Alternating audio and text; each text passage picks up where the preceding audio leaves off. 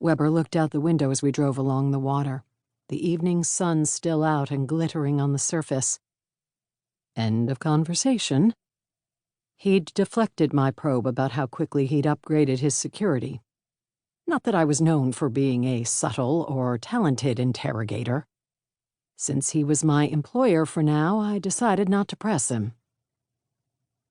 "You and I have been dating for 6 weeks," he informed me as we rolled onto the yacht club's grounds. "That's not so long that people will think it odd that I haven't introduced you to my friends. Glad you've got it worked out. I don't have much time for dating, and everyone knows that, so we met through Tinder." Tinder?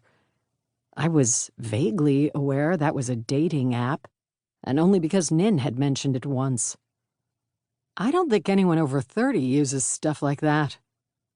He blinked at me. "Are you over 30? "Yeah." "I'm 32. "I'm not." "You don't look that old."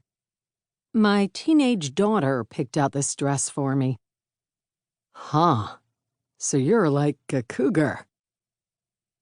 At least that term had been around long enough that I knew what it meant, though my mind first went to feline shifters. "Guess so. Watch out." I made an unconvincing cat's paw with my hand and swiped it at the air. Rawr. Thankfully, the limo pulled to a stop before the conversation could deteriorate further. I was starting to miss my pompous dragon. Conversations with Zav weren't boring, and he didn't reference hip-happening things that I didn't know about. I slung Chopper's scabbard across my back again and made sure I could draw Fezzik. Though it had consternated Amber, I'd found my dress with the leg slit. Weber got out first and offered me his arm. There was a bulge under his jacket. I wondered if he had a concealed carry permit, and if he knew how to use a gun or was more likely to shoot me when I was defending him. A very faint hint of magic came from the bulge, probably ammunition that he'd purchased from someone who wasn't as good at imbuing bullets as Nin. "The organization reserved the whole place, including the lawn for the event," Weber said. "We'll wander around and mingle. There will be some press people I promised to talk to, and some business networking kinds of guys, and that's all I need to be here for. We can leave early."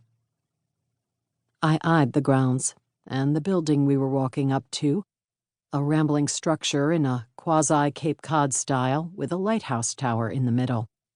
The tower looked like a great place for a sniper to hang out. Outside, a large grassy lawn stretched around the building with evergreens on one side and a walkway and the water on the other.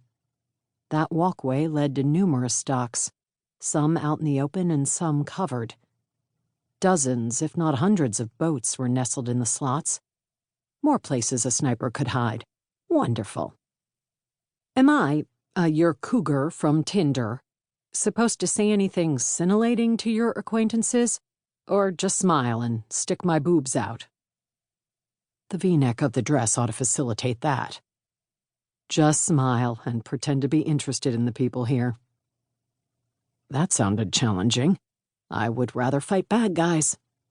Maybe I'd get lucky and some of them would attack before dinner.